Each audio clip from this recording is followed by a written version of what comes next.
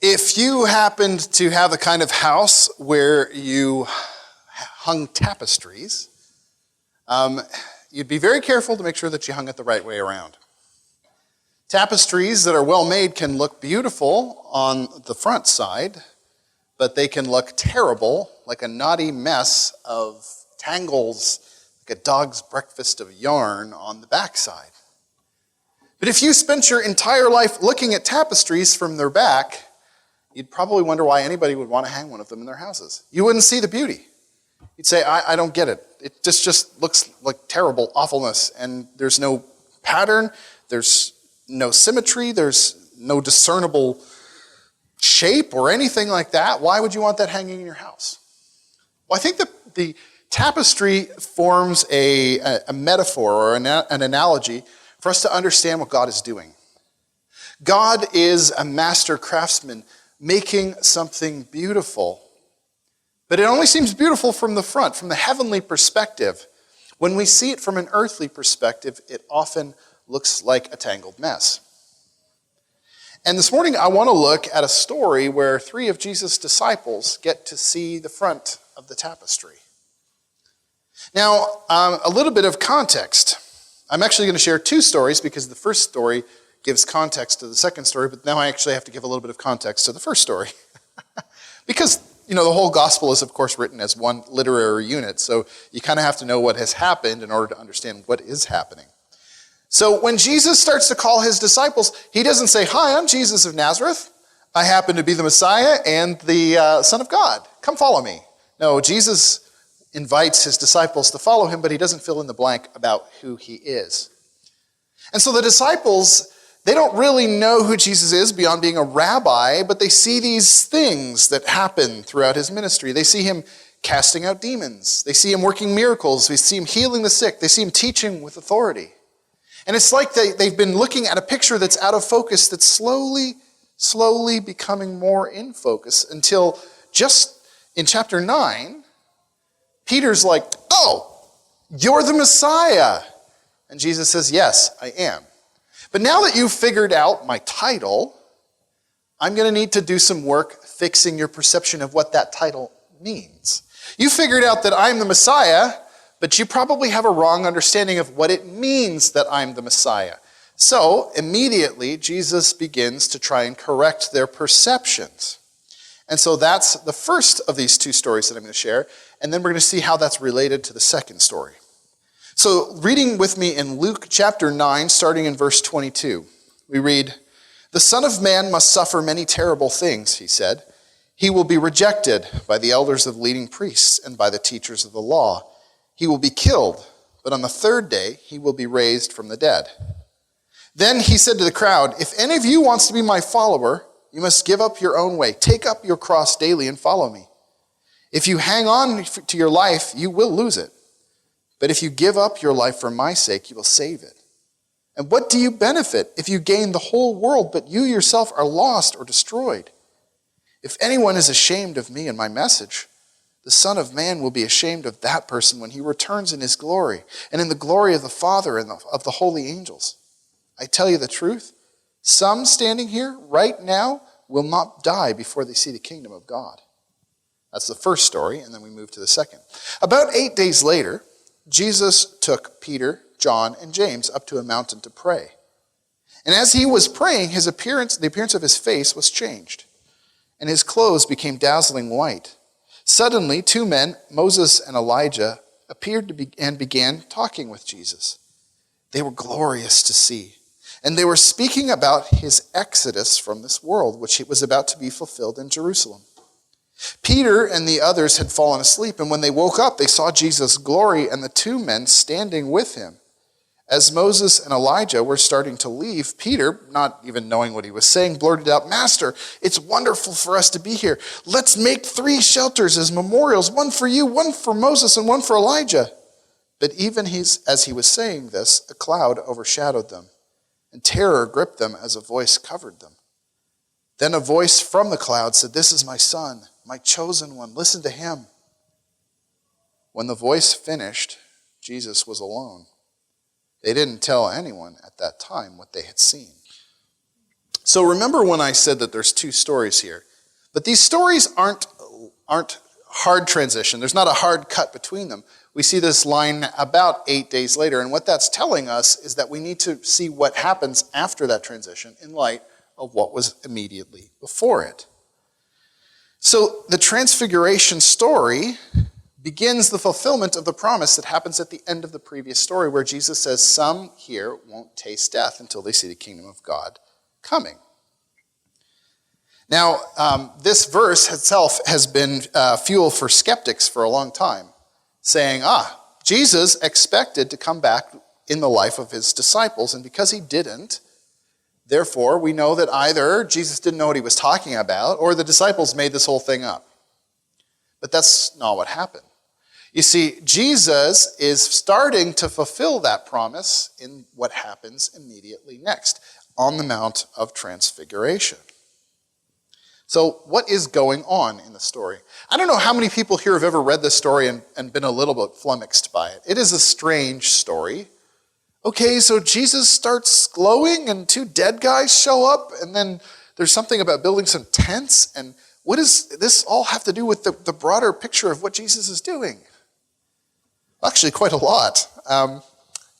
So there's a few things that we need to kind of keep in mind as we try to interpret this passage that the original audience would have picked up on more clearly than we do. The first is that light is a metaphor for glory. We see this all the time in Old Testament scriptures, that God's light, or God's glory and light are tied together. So when Jesus starts glowing like lightning, it's not a picture that he's suddenly, spiked a fever and he's incandescently hot and on the verge of spontaneous combustion. Neither does it signify that he's radioactive at the moment. It is a sign of his glory. As Christians, we teach that Jesus is fully God and fully man. And it's as if God has pulled back the curtain for an instant and allowed the disciples to see Jesus' divine glory that is normally veiled in his humanity. It also calls to mind a story from the Old Testament where Moses encounters God on Mount Sinai. In Exodus 34:29, we read, when Moses came down Mount Sinai carrying the two stone tablets inscribed with the terms of the covenant, he wasn't aware that his face had become radiant because he had spoken to God. So Moses' face is glowing, but it's not because Moses is glorious, it's because he's just spent time with God, and there's like residual glory on Moses that's reflecting.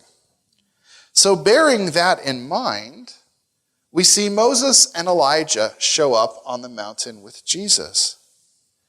And it describes them as glorious to behold, but it doesn't use the same sort of language that it uses to describe Jesus, like he's sort of like a living embodiment of lightning or something like that. And so what it's saying here is that Moses and Elijah have come to see Jesus. Now, something else that we need to keep in mind, that Jews in Jesus' time often used the law and the prophets as a shorthand to refer to the entirety of the Old Testament scriptures. And so when Jesus says, like for instance, when he's giving the Great Command, he says that we're supposed to love God and we're supposed to love people, and all of the law and prophets hangs on these two commands. In other words, that is the fulfillment of your Old Testament scriptural ethical duties to other people. So the law and the prophets is the Old Testament scriptures. And Moses and Elijah represent the law and the prophets. Moses is the lawgiver, and Elijah is the greatest or most famous of Israel's prophets. And so it's a picture of the relationship between Jesus and the Old Testament scriptures. So Moses and Elijah show up, and they start discussing. Now, it's also important for us to note that Moses and Elijah both encountered God on a mountain, and both of them saw him imperfectly. Moses asks to see God's glory in Exodus 33 and 34, but God says, no, you can see my back. So he sees, as God passes by, he sees God's back on the mountain. And Elijah, in I think it's 1 Kings 11, is hiding on Mount Sinai in a cave, and it says that God passes by. There's an earthquake and wind and fire, but God's not in any of those things, but he hears a still small whisper. And so he goes out, wraps his face in his cloak, and goes out to the end of the cave to speak with God. And so both of these men have met with God on a mountain before, but when they did so, they saw God imperfectly. And then it says that they begin to discuss the upcoming Exodus that is to be fulfilled in Jerusalem. Now, the Exodus, of course, is God's great saving act in the Old Testament, when he takes Israel out of foreign slavery and brings them into the promised land. But then the exile is sort of the undoing of that Exodus. He takes them out of the promised land and takes them into foreign slavery. Now, they're allowed to return, but there's a sense that that exile never ends because the king never comes back. And so Jesus is going to Jerusalem, and it's going to be an exodus. Your translation may say departure, but the actual Greek word there is exodos, which is, of course, the word where we get Exodus from. And so Jesus is speaking with the two representatives who imperfectly saw him or have met God on the mountain and who inform the expectations that the people have about messiahship. The disciples understand Jesus' messiahship through the role, or through the things that the law and the prophets said about the coming Messiah. And what all this is implying is that Moses and Elijah, and by extension the authors of the Old Testament, saw God, but they kind of saw him out of focus. They saw his back, or they had their cloak wrapped around their face when they met him. They saw him imperfectly, and they communicated faithfully all they could from the revelation that they had, but a greater revelation has come. Here's Jesus speaking with Moses and Elijah. Hey guys, remember all that stuff that you talked about, how I was going to deliver the people? Yeah. Let me explain to you in detail, finally, what that all means. I'm going to Jerusalem, and I'm going to bring the Exodus that my people have been waiting for. And so Jesus is showing that this thing that's about to happen is the fulfillment of Israel's hopes and promises. Now, the disciples, Peter, James, and John, are on the mountain, and they kind of in some sort of stupor, and then they suddenly see Jesus there with Moses and Elijah. And Peter's like, when they start to leave, Peter's like, whoa, let's build tents so they can stay here, because this is so cool. My rabbi gets to hang out with Moses and Elijah, the two great heroes of the Jewish faith. Oh, this is amazing. But of course, Peter has it the wrong way around. It's not cool that Jesus gets to hang out with Moses and Elijah. It's cool that Moses and Elijah get to hang out with Jesus. Peter's mistaken the bit players for the stars of the show and his rabbi as if he was a supporting member of the cast rather than understanding that he's the star. And so along comes a cloud. Now in the Old Testament, a cloud is the symbol of God's presence. God leads the Israelites through the desert with a cloud. When the tabernacle is dedicated, the tent where God is worshipped, the cloud descends on top of the temple, or the tabernacle, signifying God's presence with his people. When the tabernacle is replaced by the temple in 1 Kings, the same thing happens. The cloud comes and descends on the temple to show that God has taken up residence. So this cloud is this picture of God's presence, and from out of the cloud comes a voice. The voice says, "This is my son, my chosen one. Listen to him." Because Peter has this idea of who Jesus is, what it means to be Messiah, that he's taken from reading the law and the prophets. But they saw God imperfectly. And here comes Jesus to help them understand perfectly what's going on, but they keep on ignoring what Jesus is saying because it doesn't track with their expectations that they got from the people who didn't know what they were talking about. It's as if you went into a lecture with a noted historical scholar, and he's trying to explain how the First World War starts, and you're like, no. In 6th grade history, I remember my teacher said this. And you're like, okay, that was a great oversimplification that was, suitable for 11-year-olds. But this is, let me explain to you in a little more nuance and a little more understanding what's going on. And so what's going on is that Jesus is finally revealing what God has been up to all along. The disciples are given a glimpse of the heavenly front side of a tapestry that God has been at work on. And God shows it to them because they're about to see the backside. They're about to see the tangled, knotty mess that goes into making that beautiful picture. Because as soon as they come down from that mountain, they're on the way to Jerusalem. And in Jerusalem, God is going to do something glorious. But it's not going to look glorious. It's going to look like abject failure. And Peter, James, and John have been given this glimpse of the front of the tapestry so that when they see the back, they know what's going on. God has given them the tools that they need to properly interpret what they see when Jesus is crucified. Jesus promised that some standing here will not die until they see the coming of the kingdom. Well, the coming of the kingdom comes on Calvary. But these three people, they've seen what that means. They've seen that the Old Testament scriptures only have a vague understanding of what Jesus is about to do, but the things that Jesus is telling them, that's the real plan.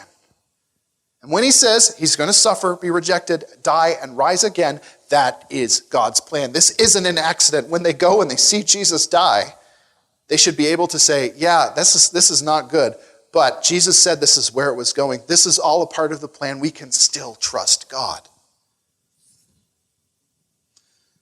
So we have to understand that the Mount of Transfiguration and the hill of Calvary are two sides of the same reality.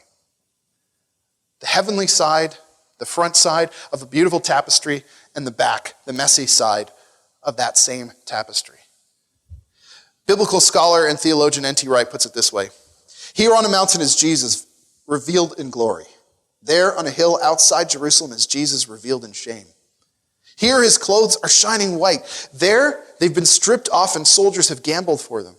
Here he is flanked by Moses and Elijah, two of Israel's greatest heroes representing the law and the prophets. There he is flanked by two brigands representing the level to which Israel has sunk in rebellion against God. Here a bright cloud overshadows the scene. There darkness comes upon the land. Here Peter blurts out how wonderful it all is. There he's hiding in shame after denying that he even knows Jesus. Here a voice from God himself declares that this is his wonderful son.